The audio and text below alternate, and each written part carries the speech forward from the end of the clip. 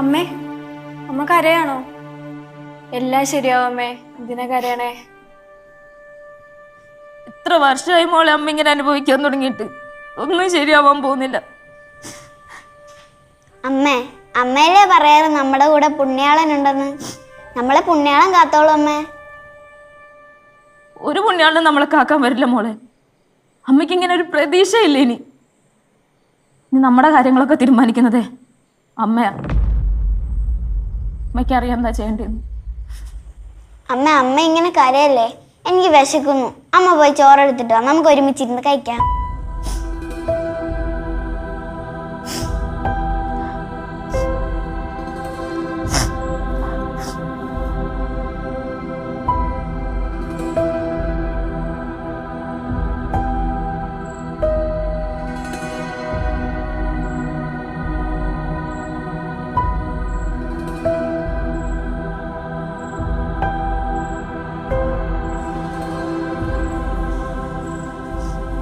ഇതെന്താമേ ഒരു പ്ലേറ്റില്? നമ്മള് 3 പേരില്ലേ?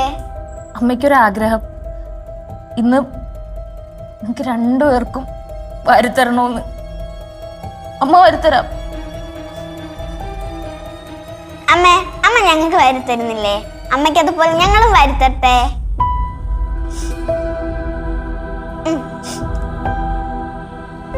കാര്യല്ലേ അമ്മേ? അമ്മ എനിക്കറിയില്ല മോനെ, കാരണം ഇത് അമ്മയുടെ അവസാനത്തെ കരച്ചില. മോള് കഴിക്ക്. ഇന്ന് നമുക്ക് 3 പേർക്കും കൂടി കെട്ടിപ്പിടിച്ച് കിടന്നുറങ്ങാട്ടാ. കഴിച്ചു.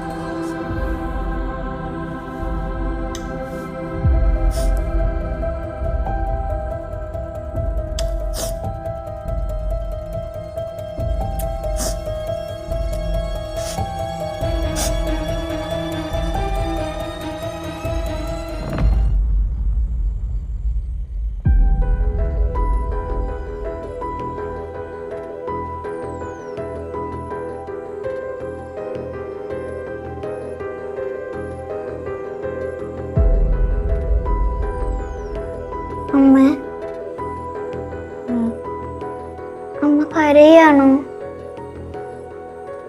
ഇല്ല. അമ്മ, ഞാൻ ഒരു കാര്യം ചോദിക്കട്ടെ? ചാച്ചൻ എന്താ അമ്മേ ഇപ്പൊ അമ്മയോട് എപ്പോഴും ചൂടാവുന്നത്?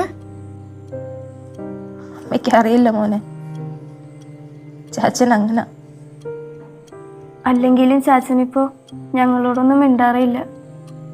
വല്ലപ്പോഴും മിണ്ടിയാലായി. ചാച്ചനിപ്പോ നമ്മളോടൊന്നും സംസാരിക്കാൻ ടൈമില്ല മോനെ, അതുകൊണ്ടാ. ചേട്ടൻ എന്ന് വരും അമ്മേ?